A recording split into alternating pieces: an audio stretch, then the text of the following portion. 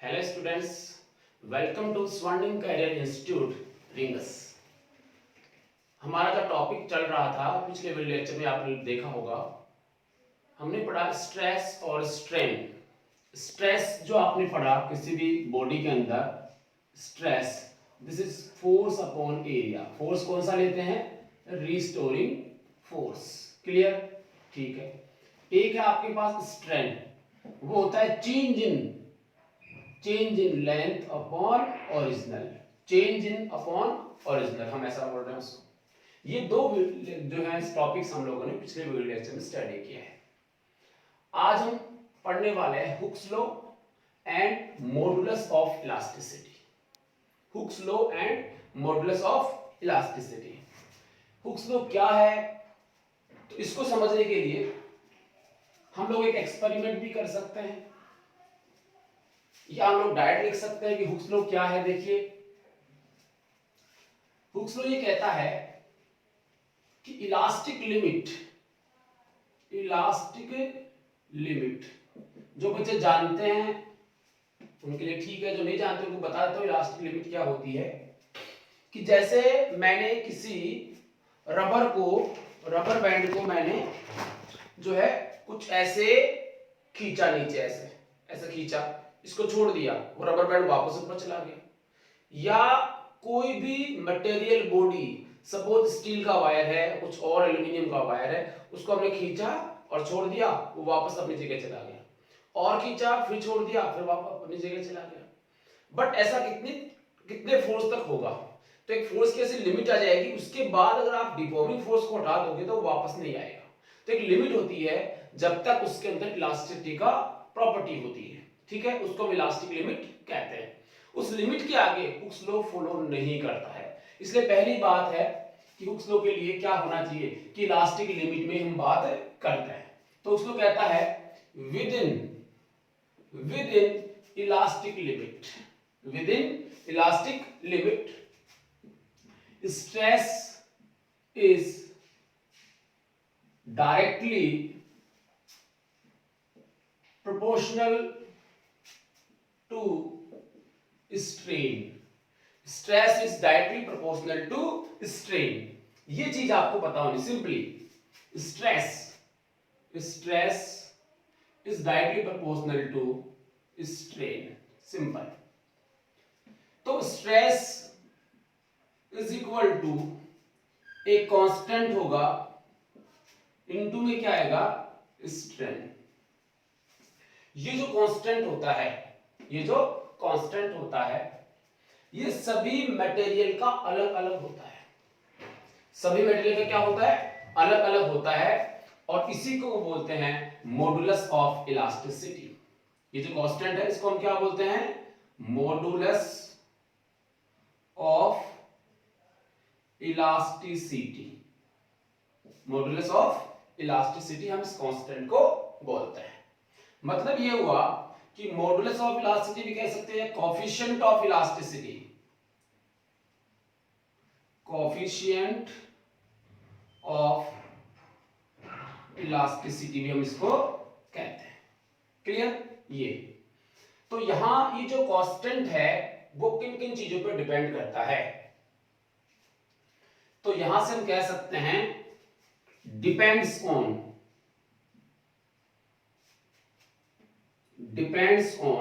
Number 1 nature of material और number 2 temperature of material.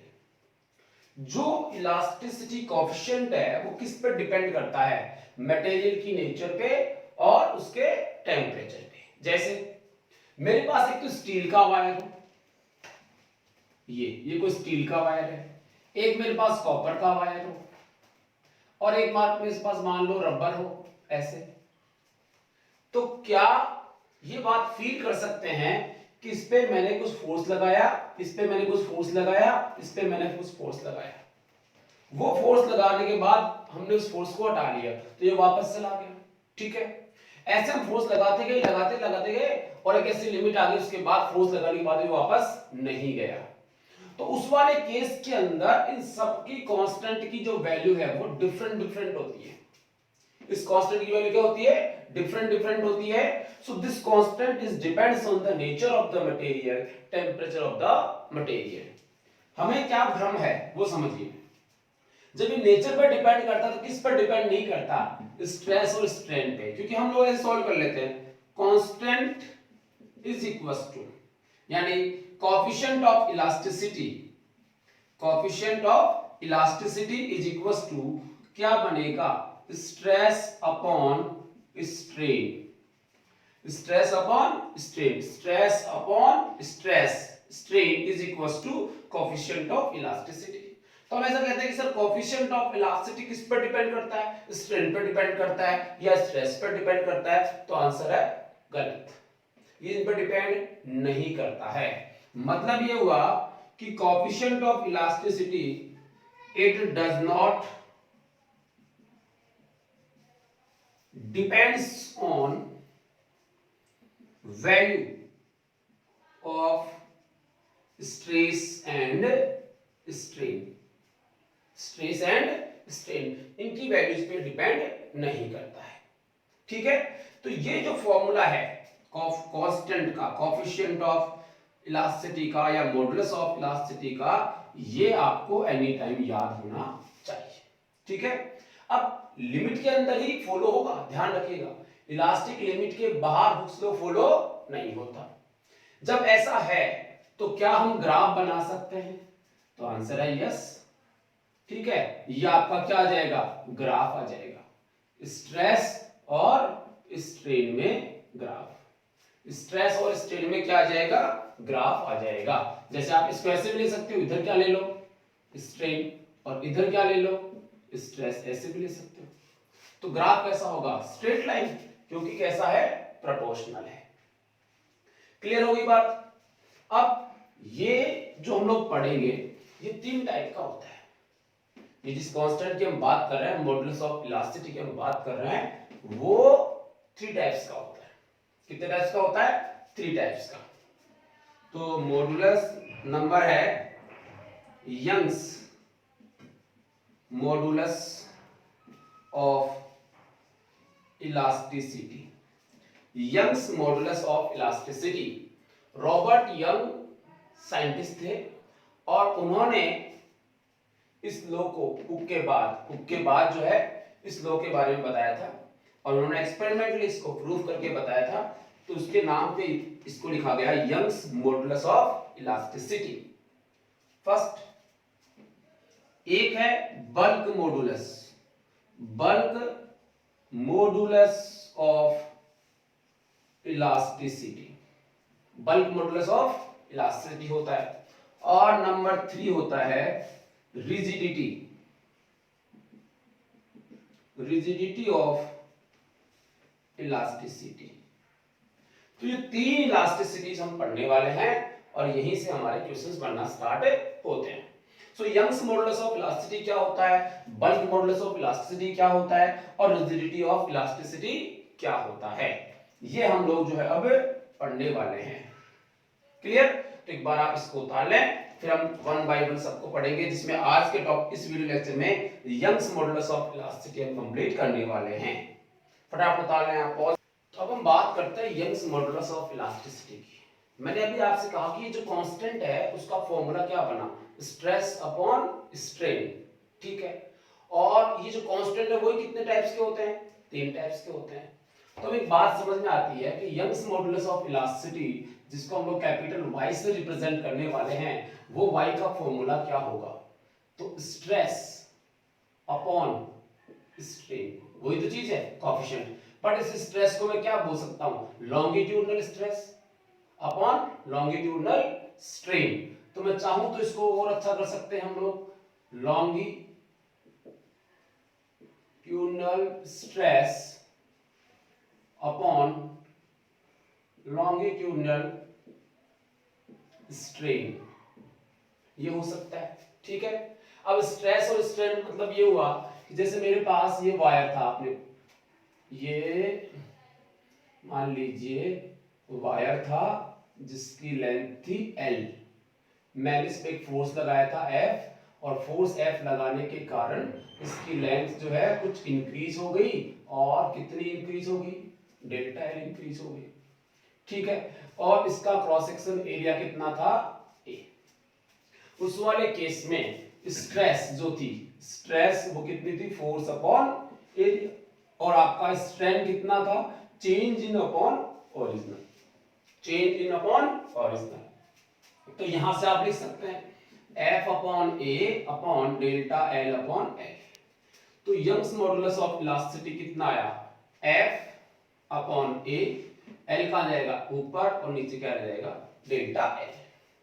So this is the formula of Young's modulus of elasticity। तो हमें बार बार पूछा जाएगा Young's modulus of elasticity का meaning, ठीक है। इस फॉर्मूले को आप अच्छी तरह से याद कर लें। इस फॉर्मूले में देखिए फोर्स किसके प्रोपोर्शनल है, यंग्स मॉडुलस ऑफ इलास्टिसिटी के, या मैं ये तो कांस्टेंट वैल्यू है, इसको छोड़िए आप लेंथ को ला सकते हो, तो डेल्टा एल को ला सकते हो, ठीक है ना।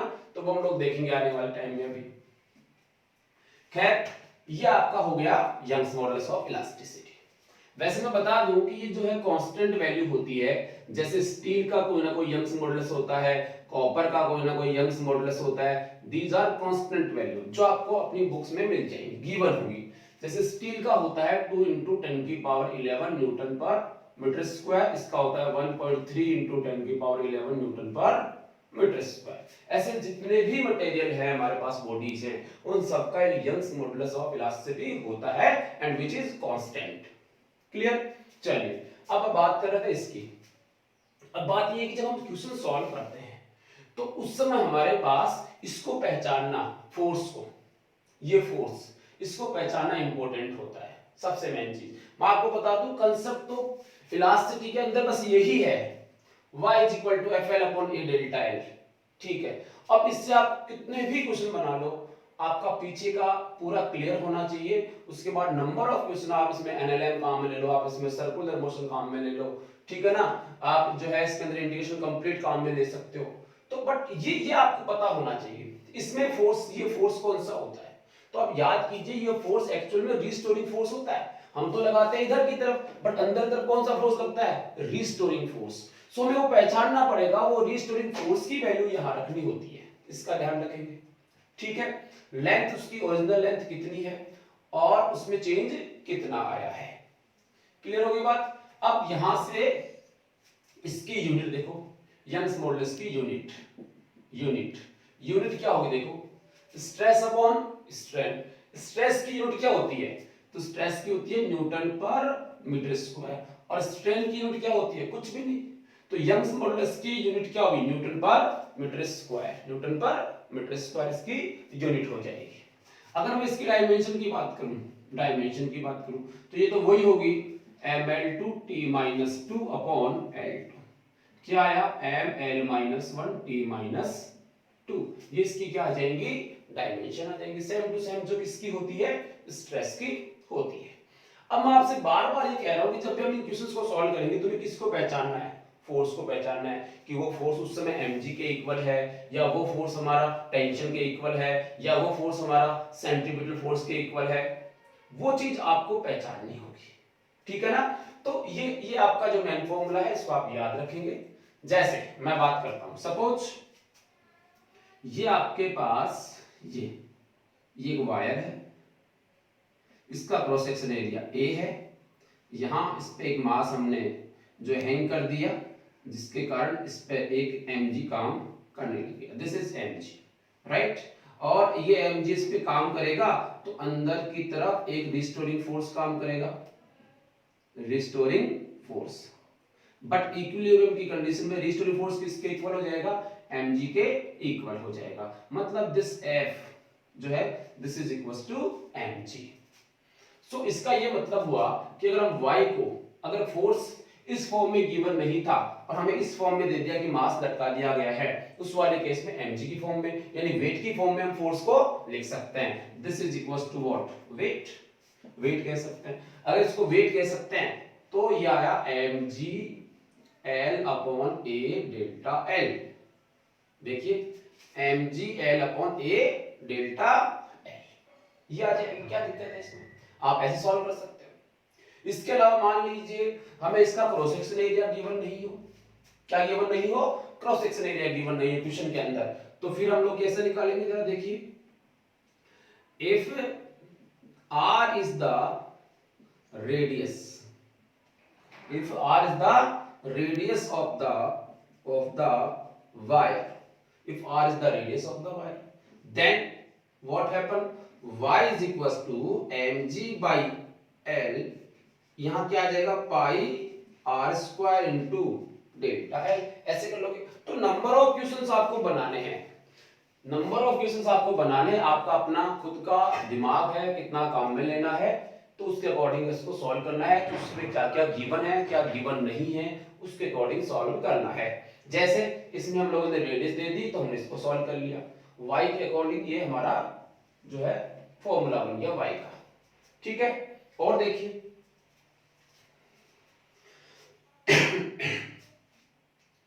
यहां से क्या हम लोग डेल्टा एल की वैल्यू फाइंड आउट कर सकते हैं, तो आंसर है यस, यहां से डेल्टा एल की वैल्यू फाइंड आउट की जा सकती है, ठीक है।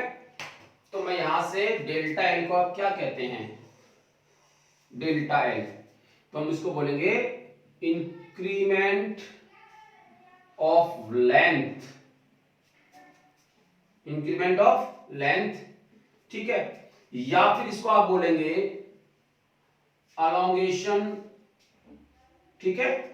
तो दिस इज डेल्टा एल। अब आपसे क्वेश्चन में पूछा गया अलोंगेशन निकालिए, अलोंगेशन मतलब कितना इंक्रीज हुआ वो निकालना है, मतलब क्या निकालना है, क्या फाइंड आउट करना है, डेल्टा एल फाइंड आउट करना है। अगर डेल्टा एल फाइंड आउट करना है तो डेल्टा एल इधर आ जाएगा, डेल्टा एल इधर आ जाएगा, तो delta L is equal to क्या हो जाएगा, एफ एल अपॉन ए वाई। वेरी वेरी इंपॉर्टेंट, अधिकतर क्वेश्चन आपको इसी के मिलेंगे। तो delta L is equal to F L upon A y, correct है। ये क्या है, इंक्रीमेंट ऑफ लेंथ, इतनी लेंथ उसकी इंक्रीज हो जाएगी। मीनिंग ये हुआ कि अगर मैं इस स्टील के वायर को खींचता हूं, कॉपर के वायर को खींचता हूं, या आयरन के वायर को खींचता हूं, तो उस वाले केस में सब पे मैंने सेम फोर्स लगाया। देखो समझो बात को, सपोज मेरे पास एक कॉपर का वायर है, एक मेरे पास एल्यूमिनियम का वायर है, और एक मेरे पास स्टील का वायर, स्टील कॉपर एल्यूमिनियम, ठीक है। मैंने इस पे 5 न्यूटन फोर्स लगाया, इस पे 5 न्यूटन फोर्स लगाया, इस पे भी 5 न्यूटन फोर्स लगाया, ठीक है, तीनों पे 5 न्यूटन फोर्स लगाया। तीनों की लेंथ देखो मैं कितनी मान रहा हूं, एल, तीनों की लेंथ कितनी मान रहा हूं मैं, एल मान रहा हूं, ठीक है। अब उस वाले केस के अंदर यहां देखिए फोर्स हमने कांस्टेंट कर दिया, क्रॉस सेक्शन एरिया भी मैंने क्या कर दिया, कांस्टेंट कर दिया, ठीक है, y भी मैंने क्या कर दिया, कांस्टेंट कर दिया, ठीक है। y कांस्टेंट होता है हम जानते हैं। अब l को देखिए, स्टार्टिंग में कितना था, l। अब ये बताइए कि डेल्टा l किस पर डिपेंड करता है, y पे, खुद सोचिए। l मैंने फिक्स कर दिया, सब इक्वल है, इसका तो कोई इफेक्ट नहीं आएगा। फोर्स भी मैंने सब पे कितना था लगाया है, 5 लगाया है। एरिया भी मैंने सबका कितना कर दिया, सेम मोटाई के तार है तीनों के, ठीक है। अब ये बताइए जब इन पे 5 मीटर का फोर्स लगाया जाएगा तो सबसे ज्यादा लेंथ किसकी इंक्रीज होगी, थोड़ा सा फील कीजिए, या सबकी लेंथ सेम इंक्रीज होगी, या कुछ डिफरेंट इंक्रीज होगी, या आपको सोचना है, ठीक है। तो मुझे हिसाब से आप फील कर सकते हो कि इनमें सबकी लेंथ अलग अलग इंक्रीज होगी। इससे मतलब नहीं है कि सब पे कितना था फोर्स लगाया गया है, 5 लगाया तो सबके सब 5 ही आएंगे। भाई एक तो मेरे पास रबर है, उसमें 5 न्यूटन का फोर्स लगाऊंगा, वो इतनी दूर आ, सही है। एक मेरे पास एल्यूमिनियम का वायर, उस पे मैंने फोर्स लगा, थोड़ा सा चेंज, मामूली सा फोर्स, तो मैंने उतना ही लगाया ना, तो फोर्स मैंने सेम कर दिया, फिर भी इसकी इंक्रीमेंट जो है, लेंथ जो है, एलोंगेशन जो हो रहा है वो डिफरेंट होगा। क्यों, due to y, due to y, क्योंकि इनका सबका y क्या है, डिफरेंट है, यहां दिख रहा है। मतलब जिसका y ज्यादा होगा, जिसका y ज्यादा होगा, मतलब delta L is directly proportional to 1/y, यानी इनवर्सली प्रोपोर्शनल टू y। जिसका y ज्यादा होगा, जैसे इन दोनों में ये y ज्यादा है, तो इसके लिए डेल्टा L क्या होगी, कम। तो स्टील के वायर में एलोंगेशन क्या होगा, कम होगा। तो इस पे हम फोर्स भी लगाएंगे तो उसकी इंक्रीमेंट जो होगा लेंथ वो ना के बराबर होगा, बहुत कम होने वाला है। इसीलिए हम स्टील का वायर काम में लेते हैं। समझ रहे हो मेरी बात? ठीक है। सो वाई अगर इंक्रीज होगा, ज्यादा है, तो उसका डेल्टा एल अपने आप क्या होगा? कम होगा। समझ आया? ठीक है। तो हम लोग यहां से बहुत सी चीजें ऐसे बता सकते हैं कि सब पे फोर्स अलग अलग हो, मुझे लेंथ इक्वल करनी हो। ऐसे तो हो सकता है क्वेश्चन के अंदर कि साहब मैंने मान लीजिए सब पे फोर्स कितना लगाया, 5 न्यूटन फोर्स लगाया, और ये कहा गया लेंथ सबकी इक्वल हो, उसके लिए लेंथ सबकी सेम इंक्रीमेंट हो, उसके लिए इसकी लेंथ कितनी होनी चाहिए, ऐसे अलग अलग पूछ सकता है। तो इसलिए आपको पता होना चाहिए कि डेल्टा एल जो है वो प्रोपोर्शनल फोर्स के भी है। जितना फोर्स लगाओगे, अगर एक पर्टिकुलर एक मटेरियल बॉडी की बात करें, जितना फोर्स लगाएंगे उतना ही क्या होगा? इंक्रीमेंट होगा। दूसरा, delta L is directly proportional to l, ये बात भी करेक्ट है। ये बात करेक्ट कैसे हुई इसको समझो आप। मान लीजिए मेरे पास ये वायर था 5 मीटर का, और एक वायर है मेरे पास 10 मीटर का। क्लियर? अब मैंने क्या किया, delta l proportional to l बोला है मैंने। क्लियर? इसका मतलब रिमेनिंग क्वांटिटीज क्या है? कांस्टेंट। ठीक है। मैंने इस पे, ये दोनों स्टील के वायर ही हैं, सेम मटेरियल के, इस पे मैंने 5 न्यूटन लगाया, इस पे मैंने 5 न्यूटन लगाया। क्या होगा? किसकी लेंथ में ज्यादा इंक्रीमेंट होगा? सोचिए, थोड़ा सा फील कीजिए। आप देखिए 10 मीटर वाले पे 5 मीटर फोर्स लगा रहे हैं, 5 मीटर वाले पे भी 5 मीटर फोर्स लगा रहे हैं, बट जब हम इसको फोर्स लगाएंगे उस वाले केस में इसकी लेंथ ज्यादा इंक्रीज होगी और इसकी लेंथ कम इंक्रीज होगी, जबकि फोर्स क्या है? सेम है। तो उस वाले केस में delta l directly proportional to क्या हो गया? एल के प्रोपोर्शनल हो गया। उस वाले चीज में क्या क्या कांस्टेंट देखिए, मैंने कहा दोनों स्टील के वायर है तो दोनों का वाई क्या हो गया? कांस्टेंट हो गया। ठीक है। मैंने फोर्स दोनों पे कितना लगाया? 5 लगाया, तो एफ भी क्या हो गया? कांस्टेंट हो गया। और दोनों का प्रोसेस में मैंने कितना मान लिया? ए मान लिया। तो डेल्टा एल किसके प्रोपोर्शनल हुआ? एल के। और ये हम फिजिक्स में अच्छी तरह से समझते हैं कि जब हम प्रोपोर्शनलिटी का साइन लगाते हैं तो remaining quantities must be constant. Clear? तो यहां पे एफ के प्रोपोर्शनल, यहां पे एल के प्रोपोर्शनल, रिमेनिंग क्वांटिटीज कांस्टेंट। या मैं बोलूं delta L is inversely proportional to A. Delta L is inversely proportional to A. Right? तो डेल्टा एल की इनवर्सली प्रोपोर्शनल की बात करें तो जिसकी मोटाई ज्यादा होने वाली है, जो थिक होगा ज्यादा, उसके लिए डेल्टा एल क्या होगा? कम। जैसे मैंने कहा कि ये एक वायर, इसका क्रॉस सेक्शन एरिया है 4A। कितना? 4A। ये दूसरा वायर, इसका क्रॉस सेक्शन एरिया कितना है? A। ठीक है। तो ये वायर भी किसका है? स्टील का। और ये वायर किसका है? स्टील का। मतलब या इन दोनों का यंग्स जो है, इस 1 का और 2 का, 1 का और 2 का, दोनों का यंग्स मॉडुलस क्या होगा? एक ही होगा। कितना होगा? 2 × 10 की पावर 11। ठीक है। दोनों सेम होने वाले हैं, तो यंग्स मॉडुलस इनका क्या हो गया है? सेम। क्लियर? मैंने दोनों पे फोर्स लगाया, इस पे भी 5 न्यूटन लगाया और इस पे भी 5 न्यूटन लगाया। ये मोटा, ये पतला, तो मैंने दोनों में फोर्स भी क्या कर दिया? कांस्टेंट। स्टील के अकॉर्डिंग वाई भी क्या हो गया? कांस्टेंट। तो फोर्स कांस्टेंट हो गया, वाई कांस्टेंट हो गया, लेंथ मैंने दोनों की इक्वल ले रखी है, लेंथ कांस्टेंट हो गई। अब बताइए डेल्टा केवल और केवल किस पर डिपेंड कर रहा है? ए पर। मतलब ये हुआ, अगर आपका ए ज्यादा होगा तो डेल्टा एल कम। आप खुद सोच लीजिए, इस पे 5 लगाया, इस पे 5 लगाया, इसमें जो इंक्रीमेंट होगा वो बहुत कम होगा, जबकि इसके कंपैरिजन में इसमें इंक्रीमेंट क्या होगा? ज्यादा होगा। ये सब बातें मैं इसलिए डिस्कस कर रहा हूं कि जो छोटे छोटे क्वेश्चंस बनेंगे उनको आप यहीं से सॉल्व करें। और ऐसे क्वेश्चन बहुत किए आपने, रेशियो वाले क्वेश्चंस, कि जो है ये एक बना लेते हैं, इससे delta L1 upon delta L2, delta L1 upon delta L2, कोई भी वैल्यू पूछी जाए आप जो दो वाले को कंपेयर करके आंसर्स निकाल लेते हैं, जो टाइम पास क्वेश्चंस होंगे। ठीक है ना? मैं वहां यहां करने वाला भी नहीं हूं, एक दो क्वेश्चन करूंगा टाइम पास वाले, छोटे छोटे क्वेश्चंस, इसके बाद अच्छे क्वेश्चंस लेंगे हम एडवांस के। ठीक है ना? So this is the Young's modulus of elasticity, और इसके बारे में मैं दो क्वेश्चन और लूंगा छोटे छोटे इनके अकॉर्डिंग, उसके बाद अच्छे वाले क्वेश्चन हम लोग पढ़ने वाले हैं। आप लोग इन पे डिपेंडेंट जो क्वेश्चंस हैं, छोटे वाले क्वेश्चंस, जिनमें रेशियो वगैरह करना होता है वो आप कर सकते हो। बहुत से क्वेश्चन आपने ऐसे किए हैं, अब फटाफट आप इसको उतार लें। तो अब हम लोग कुछ न्यूमेरिकल सॉल्व करके देखते हैं। पहला न्यूमेरिकल मैं ले रहा हूँ AIEEE 2009 JEE 2009 में आया हुआ क्वेश्चन मान लीजिए आप इसको।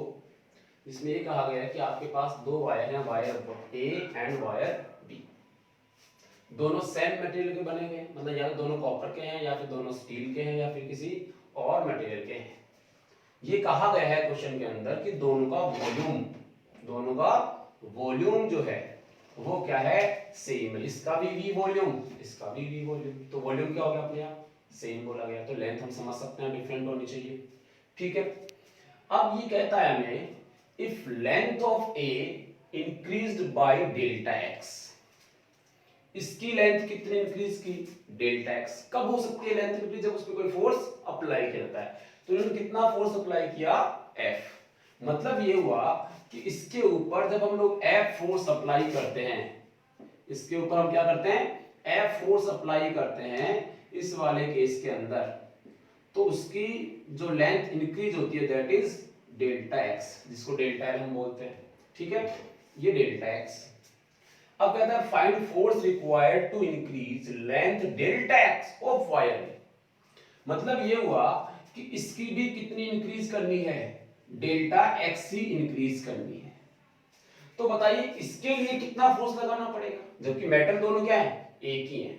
ठीक है ना, तो पहले खुद से सॉल्व करके देखिए, पॉज कर लीजिए, सॉल्व कर लीजिए, फिर मैं कराता हूं। ठीक है, चलिए मैं सॉल्व कर रहा हूं भाई। देखो पहली बात, क्या हमसे फोर्स पूछा गया है और क्या हमें डेल्टा L दोनों के लिए क्या दिया है, सेम दिया है। डेल्टा L दोनों के लिए क्या दिया है, सेम दिया गया है। तो क्या हम लोग फोर्स फॉर्मूला निकाल सकते हैं फोर्स का। देखिए y is equals to FL upon AY होता है, sorry this is delta L। Delta L क्या होता है, FL upon AY होता है, अभी हमने देखा। ठीक है, अब यहां से अगर हम लोग इसको वॉल्यूम कांस्टेंट गिवन है, तो क्या इसको पहले वॉल्यूम की फॉर्म बनानी पड़ेगी, उसको क्या दिखाना पड़ेगा, कांस्टेंट दिखाना पड़ेगा। तो इसको वॉल्यूम कैसे बना सकते हैं, इसको वॉल्यूम कैसे बना सकते हैं, तो आंसर है वॉल्यूम क्या होगा इसका, ये क्या सिलेंडर है, सिलेंडर की फॉर्म में है, तो सिलेंडर की फॉर्म में अगर ये इसकी लेंथ L है, ये इसकी अगर लेंथ L है और इसका क्रॉस सेक्शन एरिया हो गया A, तो लेंथ इनटू एरिया क्या होता है, वॉल्यूम। लेंथ इनटू एरिया क्या होता है, वॉल्यूम। तो क्या कर सकते हैं, इसको A से ऊपर नीचे मल्टीप्लाई करते हैं। ऐसा करने से आपको मिलेगा delta L is equal to F L L into A volume upon YA square, YA square.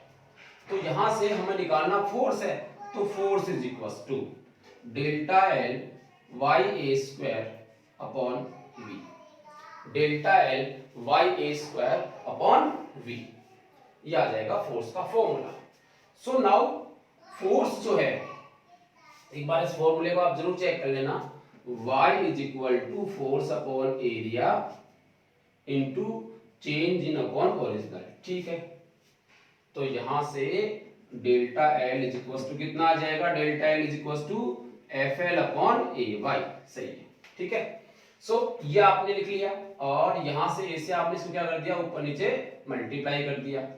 तो फोर्स और एरिया इंटू लेंथ क्या हो जाएगी, वॉल्यूम, नीचे क्या आ जाएगा भाई, A स्क्वायर इंटू Y। ठीक, अब फोर्स का फॉर्मूला ये बना, तो क्या हम ये कह सकते हैं कि इन दोनों केसेस के अंदर V constant, delta L is equal to delta X मतलब वो भी कांस्टेंट, सेम मटेरियल होने का मतलब इसका यंग्स भी क्या रहेगा, कांस्टेंट। ठीक है, ये भी कांस्टेंट, तो तीन क्वांटिटीज कांस्टेंट है। तो आपका F वो डायरेक्टली प्रोपोर्शनल किसके हुआ, A स्क्वायर के। F is directly proportional to A square. अब अगर हमें ये पता चल गया तो हम बड़ी आसानी से सॉल्व कर सकते हो, क्योंकि हमें A गिवन है, देखो A गिवन है, तो हम लिखेंगे F2 upon F1 is equal to A square, A square मतलब F2 वाला कितना होगा, 3A का होल स्क्वायर अपॉन में क्या आएगा, A स्क्वायर, इसका A square. So F2 is equal to, ये स्क्वायर से स्क्वायर कैंसिल हो जाएगा, 9F1 आया, तो F2 इज इक्वल टू 9 और F1 कितना दिया हुआ है, फोर्स के इक्वल। तो this is your right answer, correct answer. ठीक है ना, फटाफट इसको उतार लो। फिर दूसरा क्वेश्चन भी मैंने लिख रखा है आपके लिए, ये खुद से सॉल्व करके देखिए भाई। मैं फिर कह रहा हूं, पहले ये उतार लें, इस एक बार इसको देख लीजिए एक बार, ये आपको करना है, आपके लिए लिख रहा हूं मैं। एक कॉपर वायर है, ठीक है, उसकी रेडियस कितनी है 2r, उसकी लेंथ कितनी है 2l, इसके आगे एक वायर और जोड़ा हुआ जिसकी रेडियस कितनी है r, इसकी लेंथ कितनी है l, इस पे फोर्स लगाया गया F इधर और F ही इधर, तो सेम फोर्स लगाया गया। अब ये कहता है कि ये वायर जो है 2, इसकी लेंथ में कितनी इंक्रीमेंट हुआ और वायर 1 की लेंथ में कितना इंक्रीमेंट हुआ, उन दोनों का रेशियो आपको बताना है, उन दोनों का रेशियो आपको बताना है। तो फटाफट पॉज कर लीजिए, दोनों क्वेश्चंस को सॉल्व कर लीजिए और मैं इसका आंसर आपको बता रहा हूं। आपने कर लिया आपने, ठीक है, मैं करता हूं इसको, देख लो इसका आंसर किसका आ रहा है, शायद 2 आएगा आंसर, किसने किया हो तो। वही फॉर्मूला वही कंडीशंस, देखिए हमसे पूछा है लेंथ में इंक्रीमेंट का रेशियो, लेंथ में इंक्रीमेंट का फॉर्मूला कौन सा है, तो आंसर है delta L is equal to F L upon A Y, ये फॉर्मूला है इंक्रीमेंट का। अब आप इन दोनों देखो, ये किसका वायर है, कॉपर का, ये भी कैसा है कॉपर का, ये भी किसका है कॉपर वायर है, क्लियर। तो वायर सेम है, इट मींस वाई कांस्टेंट, दोनों के लिए सेम। अगली बात देखिए, फोर्स दोनों पे फोर्स सेम मैग्नीट्यूड का लग रहा है, फोर्स भी क्या हो गया कांस्टेंट, ठीक है। इसकी लेंथ l है, इसकी लेंथ कितनी है 2l, ये कांस्टेंट नहीं है और इसका क्रॉस सेक्शन भी डिफरेंट होगा, इसका क्रॉस सेक्शन भी डिफरेंट होगा, ठीक है। तो यहां से इसको हम लिख सकते हैं FL is directly proportional to length upon area, length upon area. Area में भी आप क्या लिख सकते हो, देखो is equals to L upon pi R square, क्योंकि रेडियस गिवन है तो पाई भी कांस्टेंट रहेगा, तो केवल क्या लिख दोगे R square, L upon R square हो जाएगा। अब इससे आप ये बना सकते हो delta L2 upon delta L1, inversely चल रहा है, देखिए ये इसके और ये नीचे आएगा।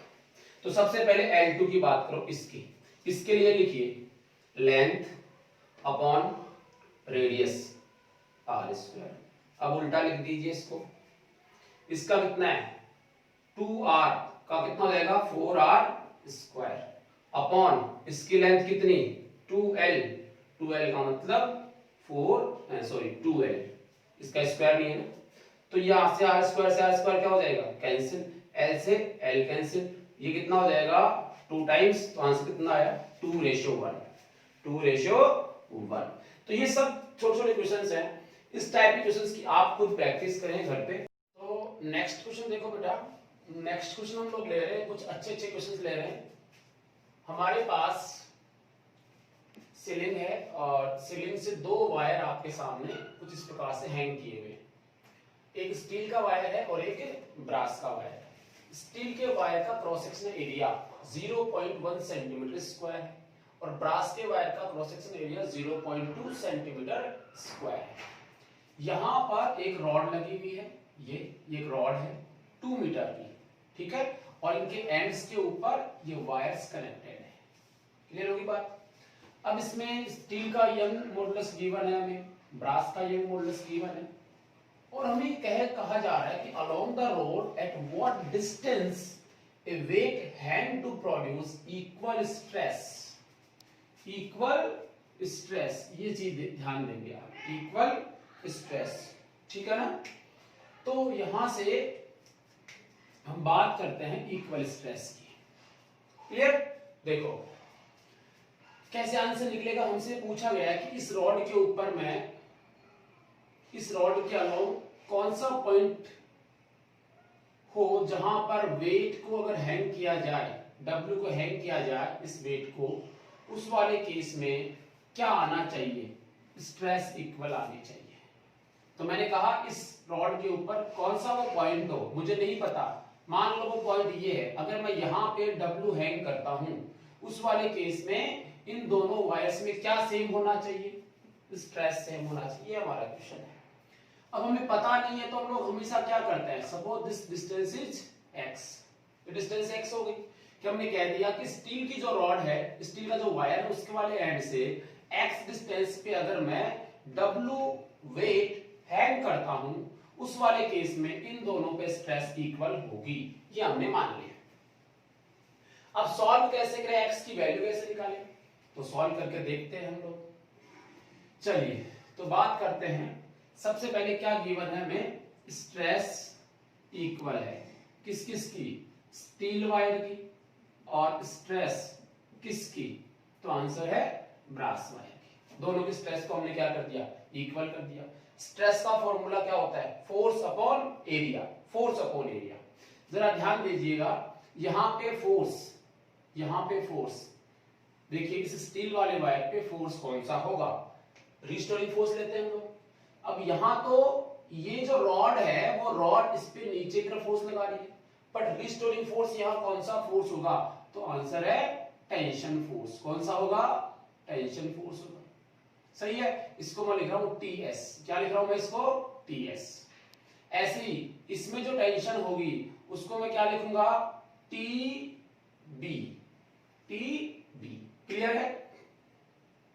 अब लोग यहां से हम क्या लिख सकते हैं, फोर्स कौन सा, टेंशन अपॉन एरिया किसका, एरिया भी स्टील का, equal to brass upon area भी किसका, ब्रास का। क्लियर हो गई। सो आपने लिखा TS upon TB is equal to AS upon AB, this is equal to AS कितना 0.1 upon 0.2, this is equal to 1/2। So TS upon TB कितना आया, 1/2। अब x निकालना है, x कैसे निकालेंगे, इस x को निकालने के लिए आप थोड़ा सा रिकॉल कीजिए और आप थोड़ा सा टॉर्क में चल रही है, रोटेशनल इक्विलिब्रियम क्या होता है, ट्रांसलेटरी इक्विलिब्रियम क्या होता है। तो अब यहां से अगर देख रहे होंगे तो रोटेशन नहीं कर रहा, रोटेशन क्यों नहीं कर रहा, क्योंकि आप देखेंगे ये जो डिस्टेंस है ये, और ये क्या है फोर्स, ये परपेंडिकुलर, इधर से ये डिस्टेंस है, ये क्या है इधर के ऊपर TS क्या है फोर्स, ये भी क्या है परपेंडिकुलर। तो इसमें दो टॉर्क बन रहा है, एक टॉर्क इसको एंटी क्लॉकवाइज रोटेट कराने की कोशिश कर रहा है, और दूसरा टॉर्क इसको क्लॉकवाइज रोटेट कराने की कोशिश कर रहा है, ठीक है, वो इसको ऐसे रोटेट कराने की कोशिश कर रहा है। तो अगर हम ये कहें कि टॉर्क नेट इसमें कितना है 0, इसमें टॉर्क नेट कितना है 0, ठीक है, तो टोटल टॉर्क इसमें 0 होगा, तो कौन से में होगा ये, रोटेशनल इक्विलिब्रियम, किसमें होगा ये, रोटेशनल इक्विलिब्रियम में। और रोटेशनल इक्विलिब्रियम में क्या होता है, टॉर्क नॉट 0 होता है। अगर टॉर्क नेट 0 है, इसका मतलब ये हुआ कि ये वाला टॉर्क और ये वाला टॉर्क दोनों क्या होने चाहिए, सेम होने चाहिए। टॉर्क S वाला और टॉर्क किसके कारण, ब्रास वाले टेंशन के कारण, इस वाले टेंशन के कारण, इसके टेंशन के कारण, दोनों क्या होने चाहिए, इक्वल होने चाहिए। इक्वल कर दो दोनों टॉर्क को, दोनों टॉर्क को इक्वल करेंगे तो टॉर्क का फॉर्मूला क्या होता है, force into perpendicular distance, force into perpendicular distance. So यहां पे फोर्स कितना TS, परपेंडिकुलर डिस्टेंस कितनी x, यहां पे फोर्स कितना TB इनटू परपेंडिकुलर डिस्टेंस, ये डिस्टेंस कितनी है बताइए, ये डिस्टेंस है 2 minus x, this is 2, this is x, then remaining कितनी 2 माइनस x, तो आपने क्या लिखो यहाँ पे 2 माइनस x। क्लियर है। अब देखिए TS upon TB is equal to 2 minus x upon x, ये आ जाएगा। TS अपॉन TB कितना है 1/2, TS अपॉन TB कितना है 1/2, ये आया 2 minus x upon x। Solve कर लो इसको, सॉल्व करने पे कितना आएगा, x is equal to 4 minus 2x, x is equal to 4 minus 2x। So this 2x जो है move here and 3x is equal to 4 और x is equal to 4/3 metre, 4/3 metre. तो इस वाले एंड से 4/3 मीटर पे अगर हम W बाहर जो है वेट जो है वो हैंग करेंगे, उस वाले केस में इन दोनों वायर्स में स्ट्रेस कैसी होगी, इक्वल होगी। क्लियर होगी बात? तो इस टाइप से हमारे पास क्वेश्चंस आ सकते हैं। इलास्टिसिटी का कांसेप्ट वही है, आपको बस फोर्स वगैरह पता होना चाहिए, रेजिस्टिव फोर्स कौन सा काम कर रहा है। उसके अलावा जो कुछ आपने पहले पढ़ा उन पे नंबर ऑफ क्वेश्चंस बनाए जा सकते हैं। जैसे मान लो इसमें मैं और क्वेश्चन बना दूं कि in this if strain is equal, suppose if strain is equal in this question, कितने क्वेश्चन बना लो। अब इसने स्ट्रेस इक्वल नहीं बताया और क्या बता दिया, स्ट्रेन इक्वल है। स्ट्रेन इक्वल है तो बताइए x की वैल्यू क्या होगी, ये क्वेश्चन पूछ लिया हमसे। तो फिर क्या करेंगे, इसकी जगह पे हम स्ट्रेन को इक्वल कर देंगे। स्ट्रेन को क्या कर देंगे, इक्वल कर देंगे। स्ट्रेन का मतलब क्या है, देखिए स्ट्रेन निकालना है तो आंसर होगा डेल्टा L/L, ये हमारा स्ट्रेन का फॉर्मूला ये होता है। और ये होना चाहिए, ठीक है। डेल्टा L/L का फॉर्मूला क्या बनेगा, F/AY। क्लियर है? अब स्ट्रेन इक्वल है, इसका मतलब ये हुआ कि आप एक तो स्ट्रेन किसके लिए लिखोगे, आंसर है ब्रास के लिए, और दूसरा किसके लिए लिखोगे, स्टील के लिए, ठीक है ना। तो आप क्या करने वाले हो, FS/AS YS is equal to FB AB और YB, क्योंकि F/AY क्या है, स्ट्रेन, और हमने क्वेश्चन में क्या बोला, अगर स्ट्रेन इक्वल होगा तो स्ट्रेन को इक्वल करना पड़ेगा, किस में बना होगा, ब्रास और स्टील में, दोनों का स्ट्रेन इक्वल करता हूं, ठीक है। अब ये आपके लिए है, दोनों का यंग्स मॉडुलस गिवन है, फोर्स TS/TB, ये भी आपको पता है, और आपको यहां से x की वैल्यू निकालनी है, ठीक है ना। अब वो x की वैल्यू आपके लिए मैं छोड़ रहा हूं, आपका आंसर आना चाहिए 1। आपका आंसर क्या आना चाहिए, 1 आना चाहिए, क्योंकि यहां से आपके पास मिलेगी वैल्यू किसकी, तो आंसर है TS/TB की। TS/TB की वैल्यू आप यहां से निकालोगे और बाद में ये अप्लाई करोगे टॉर्क वाला, और आपके पास x की वैल्यू कितनी आएगी, 1 आएगी। ये मैं आपके लिए छोड़ रहा हूं, ठीक है। तो आप मुझे कमेंट बॉक्स में बताएंगे कि मेरा आंसर आया था। ओके, चलिए लिख लीजिए इसको, फिर नेक्स्ट क्वेश्चन ले लेते हैं हम लोग। तो अब आपसे एक क्वेश्चन है, वो है कि क्या आप ऐसे आंसर निकाल सकते हो कि elongation in length due to on weight. ये कोई रॉड है, कोई वायर है, इसका खुद का कोई ना कोई वेट है। अगर वो वेट है तो वेट के कारण इसमें खुद में भी क्या होगा, एलोंगेशन होना चाहिए।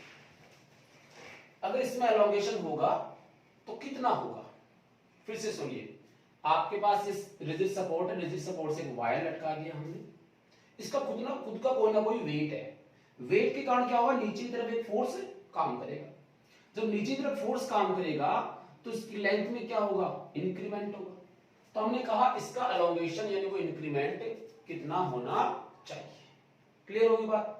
अब ये जो रॉड हमने लिया है, ये जो वायर लिया है, उसके लिए पहले क्या मान के चल रहे हैं कि ये वायर कैसा है, यूनिफॉर्म। क्यों कह रहा हूं, जेई ने जो 2016 में क्वेश्चन पूछा था उसमें यूनिफॉर्म नहीं पूछा था, तो उसके लिए फिर अलग से करेंगे।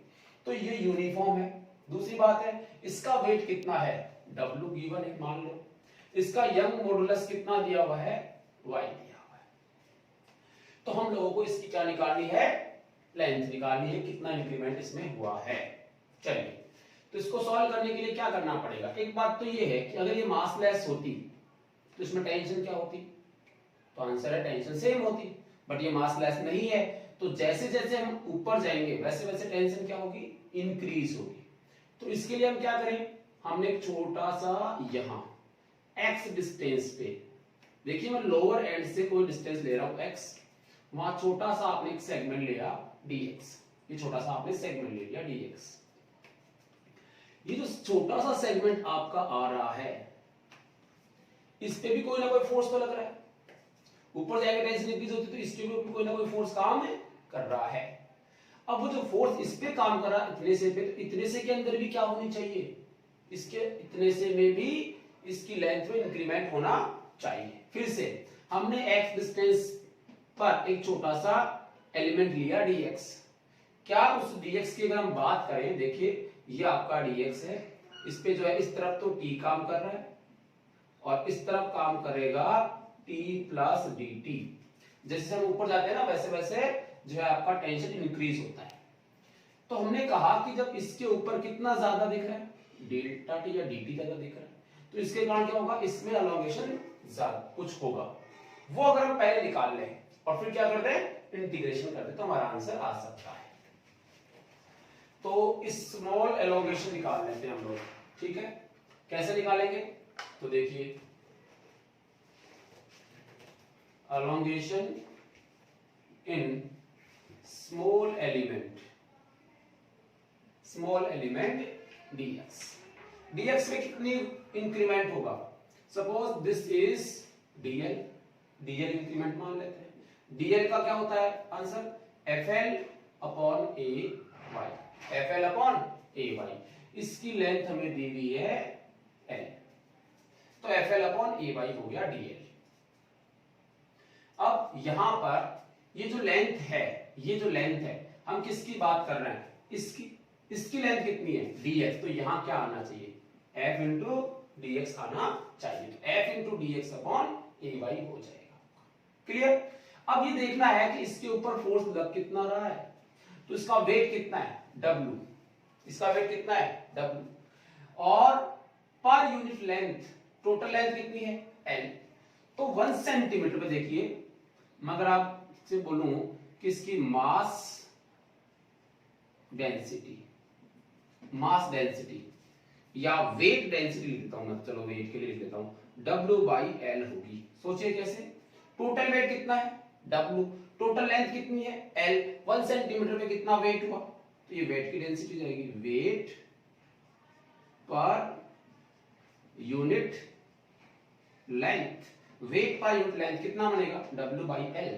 सो dx लेंथ के लिए कितना आएगा, W/L इंटू dx, और dx length W/L into dx। तो आप यहां लिखेंगे, इस पे फोर्स लगा W/L into dx, total W/L into dx, ठीक है। और यहां था हमारा FL अपॉन ay, तो फोर्स हो गया इस पे W/दिस is L, right, FL upon ay। अब बात करें नीचे क्या आ जाएगा, ay आ जाएगा, तो dl की वैल्यू आपके पास आई, dl is equal to W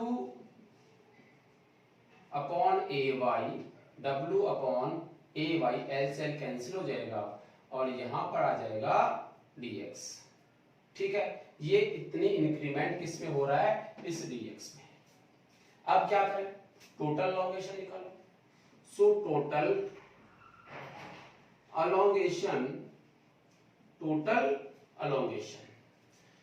elongation कितना होगा, तो टोटल एलोंगेशन हो जाएगा आपका, dl का क्या कर दो इंटीग्रेशन, उसको क्या लिख दिया मैंने l, 0 to l। देखिए ये जो अगर यहां होगा तो x की वैल्यू कितनी होगी 0, ऐसे करते करते कहां तक पहुंच सकता है l तक, तो 0 to l हो जाएगा। आपने लिखा W/ay into dx, W/ay into dx, ठीक है। अच्छा भाई आप क्या करें, अब क्या करें, देखिए इसका इंटीग्रेशन कर देते हैं 0 to l, ठीक है। ओके, कुछ गलत कर रहे हैं क्या, इसका खुद का वेट कितना होगा, इसका खुद का वेट होगा W/L पर यूनिट लेंथ का हो जाएगा, और कितना लेंथ है x, इतना वेट इस पे काम करेगा, यस। तो इसका मतलब हुआ W/L into x, W/L into x, this is dx, और दिस इज x और this is dx। Clear? So dl is equal to w by A Y into dx। इसको लिख दोगे आप कितना, x, इसमें क्या आएगा dx, तो w बाई एल भी आएगा नीचे, ठीक है, ये एल भी आ जाएगा नीचे। ऐसे करेंगे तो यहां से कितना आ जाएगा भाई, w by A Y into L, और ये आ जाएगा x इंटू dx। अगर ऐसा होगा तो ये आएगा w by A Y L into, इसका आप कर दीजिए इंटीग्रेशन, कितना आ जाएगा X square by 2 0 to l, ठीक है। इसको सॉल्व किया तो आएगा w by A Y L into L square by 2 minus 0। इसको सॉल्व करेंगे तो कितना होगा, l से l कैंसिल हो जाएगा और WL upon 2ay, WL upon 2ay, ठीक है। ये आपका इसमें क्या आया, अलोंगेशन, खुद के वेट के कारण आया। हाफ, इसको आप ऐसे याद रखिए, half WL upon ay। If W की जगह पे हमें मास दिया होता तो हम क्या लिखते, 1/2 mgl by ay, mgl by ay। Clear होगी बात? ये थोड़ा सा मिस्टेक हो गया, उसको आप देख सकते हैं, कोई इजी वे में, कोई दिक्कत नहीं है इसमें। आगे अगर हम लोग इसको और भी कोई दूसरा तरीके से सॉल्व करें, देखो कैसे हो सकता है। दूसरा मेथड देख लो, सेकंड मेथड, वो तभी अप्लाई है जब ये रॉड कैसी है, यूनिफॉर्म, अदरवाइज आप अप्लाई नहीं कर सकते। देखो कैसे, मान लीजिए कि ये आपकी रॉड है, ठीक है, इसका जो भी मास होगा, जो भी वेट होगा, वो कहां काम करेगा, अगर आप बात को सेंटर ऑफ मास पे, यहां सपोज यहां पे क्या काम कर रहा है, W, तो ये लेंथ कितनी है, L/2, क्योंकि यूनिफॉर्म है ना तो फिक्स L/2 डिस्टेंस पे टोटल वेट माना जा सकता है। ये कितना था, L, ठीक है, इतना हो गया। अब इतना हो गया तो हम लोग DL, लेंथ में जो अलोंगेशन होगा वो लिखा जाएगा फोर्स इनटू, फोर्स यहां से आ जाएगा इनटू लेंथ, ठीक है, L/2 अपॉन, कितनी लेंथ पे लग रहा है, L/2 upon A Y. So this is force कितना इस पे, W के बराबर, ठीक है, L ये आ गया 2ay। ऐसे भी कर सकते हो डायरेक्ट, तो ये पता होना चाहिए, अगर यूनिफॉर्म है तो आप ऐसे सॉल्व कर सकते हो कि हमने इसके सेंटर पे कितना मान लिया, W मान लिया, तो लेंथ कितनी रहेगी, L/2, मतलब L/2 पे कितना वेट काम कर रहा है, W वेट काम कर रहा है, और W वेट अगर काम कर रहा है तो DL क्या होना चाहिए, फोर्स इनटू L, लेंथ, इस वाली लेंथ पे W फोर्स काम कर रहा है, तो F की वैल्यू कितनी जाएगी, W/L/2ay। ये का ये आपका आंसर, ठीक है। थोड़ा सा ध्यान रखना, खुद का वेट बोला जाएगा क्वेश्चन के अंदर तब ही इसको कंसीडर करना है, अदरवाइज कंसीडर नहीं करना है, ठीक है। उस वाले केस में कोई यहाँ पे वेट बताएगा तो फिर उसको कंसीडर करना है, और यहाँ पे वेट दे दे उसके बाद भी बोले खुद का भी वेट है, तो फिर दोनों को कंसीडर करके फिर फोर्स की वैल्यू निकालनी पड़ेगी। क्लियर है? इसको आप लिख ले। नेक्स्ट क्वेश्चन करते हैं जेईई 2016 का। तो नेक्स्ट क्वेश्चन मैं ले रहा हूं आपका जेईई 2016 में एक क्वेश्चन पूछा गया आपसे, वो ये है। इस क्वेश्चन में क्या है कि यूनिफॉर्म कॉनिकल वायर गिवन है, ये एक यूनिफॉर्म कॉनिकल वायर है जो आपके सामने है, जिसका एक रेडियस, एक एंड जो है उसकी रेडियस r है और दूसरे वाले एंड की रेडियस कितनी है, 2r है। इस रिजिड सपोर्ट के ऊपर जो है इस प्रकार से हैंग किया गया है। क्लियर?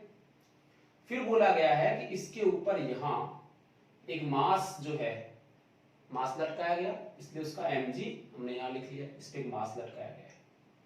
अब कहता है कि इसका यंग्स मॉडुलस तो y है और find equilibrium length of the wire.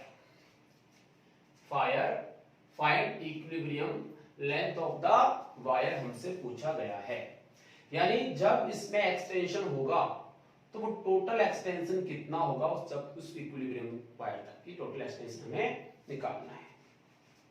ठीक है, तो आप इसको लिख लें और फिर हम इसको सॉल्व कर लेते हैं। ठीक है, चलिए अब पहले तो आप निकालना पड़ेगा आपको इसमें कितना इंक्रीमेंट हुआ और उसका हम लोग आंसर निकाल सकते हैं, और उसके बाद टोटल लेंथ पूछेगा तो हम एल में उसको ऐड और कर सकते हैं। ठीक है, देखिए कैसे करेंगे इसको। तो यही से मैं कर लेता हूं, मैं देखूं अभी पिछले वाले क्वेश्चन में हमने क्या किया था, उसमें ऑन वेट दिया था, इसमें ऑन वेट नहीं दिया है, इसलिए हम उसके वेट को कंसीडर करने वाले नहीं हैं। तो फिर भी क्या करना पड़ेगा, एक छोटा सा स्मॉल सेगमेंट लेना पड़ेगा। ये हमने क्या ले लिया, एक स्मॉल सेगमेंट, ये स्मॉल सेगमेंट ले लिया यहां कुछ ऐसे। ठीक है, कितनी डिस्टेंस पे, एक्स डिस्टेंस पे हमने एक स्मॉल सेगमेंट ले लिया। ठीक है भाई, अब क्या करें, इसकी मैं मान लेता हूं ये dx है, dx है। ठीक है भाई, अब क्या करें भाई, अब हम लोग लिखें इसमें, इस एलिमेंट में जो अलोंगेशन हो रहा है,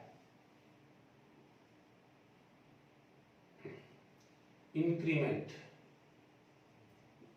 इन स्मॉल सेगमेंट, स्मॉल सेगमेंट में जो इंक्रीमेंट होगा that is dl is equal to f into dx upon ay।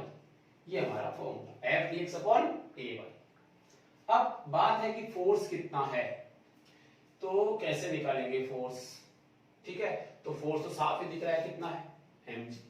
आपने लिखा mg, क्योंकि इसका वेट हम खुद के वेट के लिए नहीं बोल रहे, तो mg हो गया, इनटू क्या आएगा dx अपॉन ay।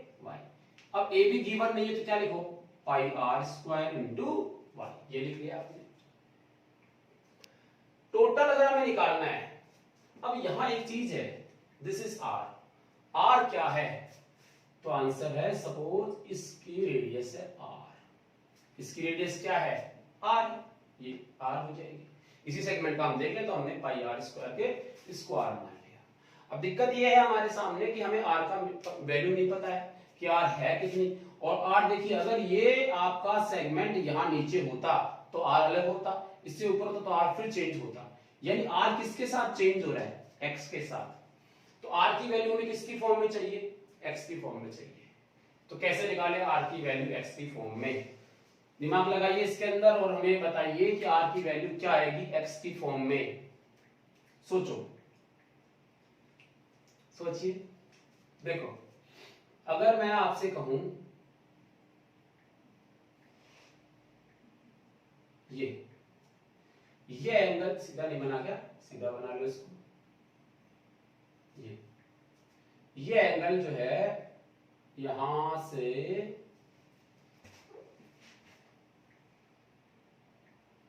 ध्यान देना अच्छी तरीके से, ये एंगल मान लो थीटा है।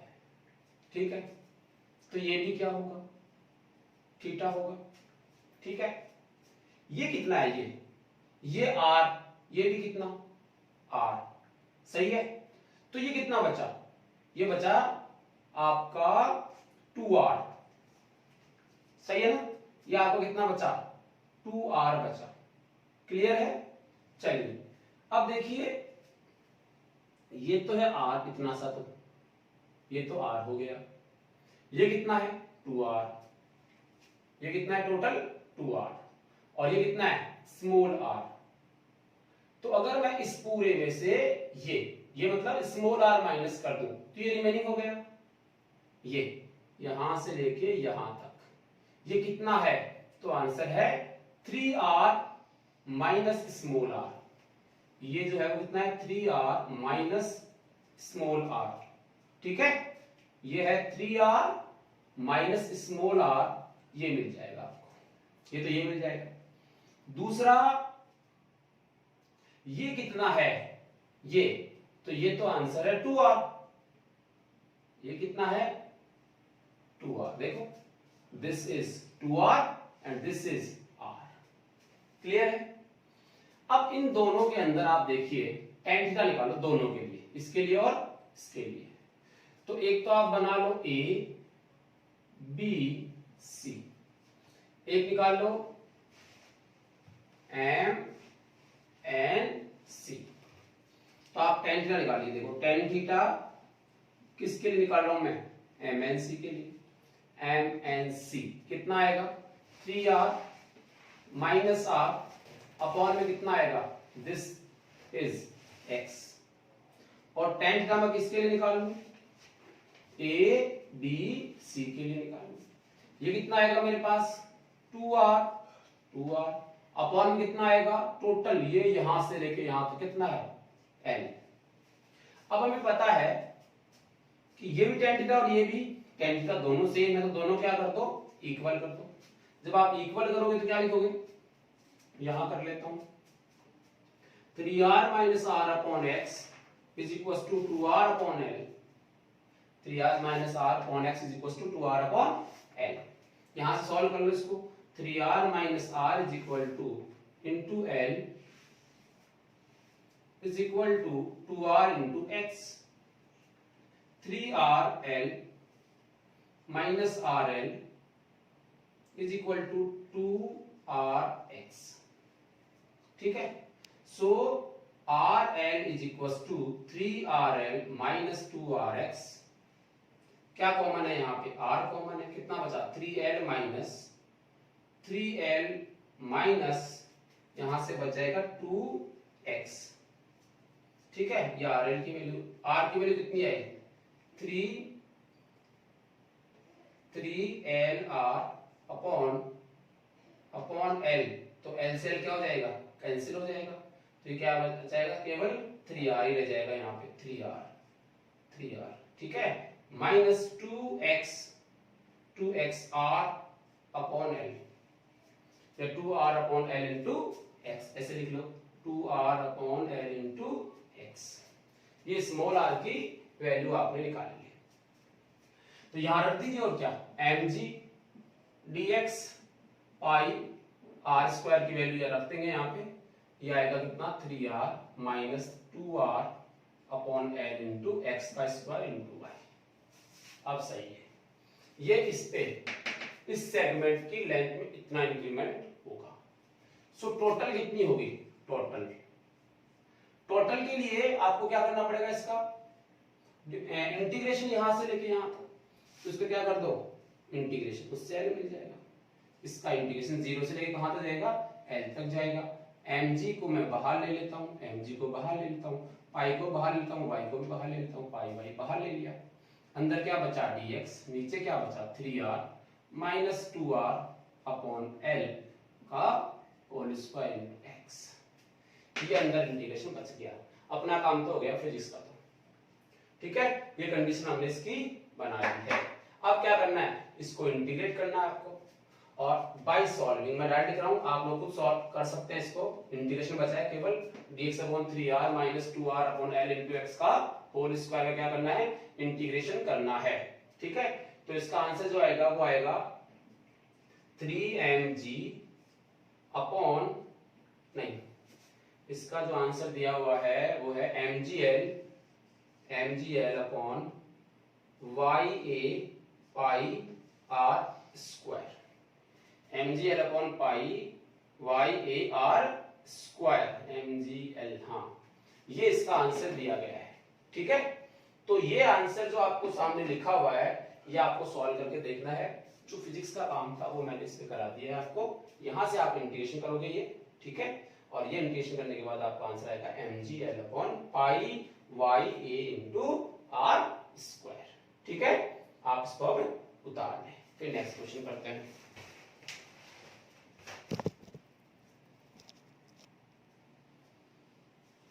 mgl upon pi y into r square, a नहीं आएगा यहाँ पे, एक्चुअल में यहाँ आएगा, क्योंकि देखा है मैंने इसका आंसर ये आ रहा है mgl अपॉन 3 पाई y r स्क्वायर, ये आपका आंसर आना चाहिए। ठीक है, ये कर लीजिए आप। तो नेक्स्ट क्वेश्चन जो है आपके सामने बोर्ड पे उसी टाइप का क्वेश्चन है, इसलिए मैंने दिया कि पहले आप खुद से ट्राई करें फिर मैं करूं। क्वेश्चन ये है कि एक रिजिड सपोर्ट आपके सामने यहाँ दिया हुआ है, ये एक वायर है जिसकी लीनियर मास डेंसिटी म्यू है, linear mass density per unit length का मास म्यू है, लेंथ l है, यंग्स मॉडुलस y गिवन है, find extension produced in the wire due to its on weight. देखो क्या लिखा गया, ऑन वेट, मैं आपसे कह रहा था अगर खुद का वेट बोला जाए तभी उसको कंसिडर करना है, ठीक है। साथ में वो क्या दे सकता है, कोई और अलग से कोई वेट भी उस पे हैंग किया जा सकता है, वो भी दे सकता है। तो इस पे मास m भी लटका हुआ है, प्लस इसका खुद का लीनियर मास डेंसिटी कितना है, म्यू है। इसके लिए हमें एक्सटेंशन निकालना है, क्या करें क्या करें क्या करें क्या करें। तो वही प्रोसेस है हमारा कि हम क्या कर लेंगे, यहां मान लीजिए यहां से कोई डिस्टेंस ले लो, कितनी, x, और क्या सेगमेंट ले लो, dx। dx सेगमेंट ले लेंगे। इस सेगमेंट पे लगने वाला फोर्स, इस सेगमेंट पे लगने वाला फोर्स हमें चाहिएगा, वो टेंशन फोर्स की फॉर्म में मिलेगा ऊपर की तरफ, वही रिस्टोरिंग फोर्स होगा। अगर मैं उस फोर्स को लिखूं tension T is a function of x is equal to, कितना फोर्स लगेगा, T is a function of x लिख रहा हूं मैं, कितना फोर्स लगेगा इस पे। देखिए इसका यूनिट लेंथ का मास कितना है, म्यू, ठीक है। तो वेट कितना हुआ, म्यू जी, म्यू जी, ठीक है। कितनी लेंथ का, x लेंथ का, तो म्यू जी इंटू एक्स, ये इसका। इसके अलावा और कौन है, मास भी लटका हुआ है, तो प्लस के एम जी। देखिए ये भी एम जी, अगर आप देखें तो mu X into G plus M G, this is the force, tension force, किसके इक्वल है, जितना हम खींच रहे। ओके, अब हमें क्या चाहिए था, हमें चाहिए था अलोंगेशन, ठीक है, extension, extension, extension in small segment, extension in small segment. कितना होता है भाई, dl is equal to f into length, कितना था लेंथ इसका, dx upon a y, upon a y। Clear है। चलिए अब देखो इसको, f is a function of x, कितना है, mu into X into G plus M G, into में क्या आएगा, dx अपॉन ए वाई, अपॉन ए वाई। क्लियर होगी बात। अब क्या करना है, कुछ भी नहीं बचा। क्या कर दोगे टोटल के लिए, टोटल के लिए क्या कर दोगे, इसका इंटीग्रेशन कहां से कहां तक, 0 टू l तक इसका इंटीग्रेशन कर दोगे। तो इसमें क्या किया जाएगा, देखिए फटाफट, इन दोनों में क्या कॉमन है, g, g को बाहर ले लो, g को जब बाहर लोगे तो g बाहर हो गया, ए वाई बाहर है, वैसे रहे कांस्टेंट। अंदर क्या बचा, म्यू एक्स प्लस, प्लस यहां क्या बचा है, m, m, ठीक है। और इसमें आ जाएगा dx। सॉल्व कर लो इसको, g अपॉन ए वाई, इसको सॉल्व करेंगे तो ये आएगा 0 to l, 0 to l, mu x का हो जाएगा एक्स स्क्वायर बाई 2 प्लस ये क्या आ जाएगा m into x, m into x, और लिमिट कहां से कहां तक, 0 टू l, तो g अपॉन ए वाई, और ये आ जाएगा mu l square by 2 minus 0 plus m into l, m into l, ठीक है। सो कुल मिला के 1 upon A y mu l square by mu g, g भी लिख लेता हूं by 2 plus M g l. और जहां तक भी इसको सॉल्व करना चाहो हम सॉल्व कर सकते हैं। तो इसमें क्या है, दोनों चीजें आ गई, कोई मास लटका है वो भी आ गया, खुद का ओन वेट भी आ गया, तो ये हमारा उसका आंसर हो जाएगा। तो ये था आपका वीडियो नंबर 3, जिसमें हम लोगों ने कुछ न्यूमेरिकल और स्ट्रेस के और स्ट्रेन के बारे में पढ़ा है। बुक्स लो पूरा पढ़ लिया हमने इसके अंदर। नेक्स्ट वीडियो लेक्चर जो है उसमें एक नया टॉपिक लेके फिर से। Thank you.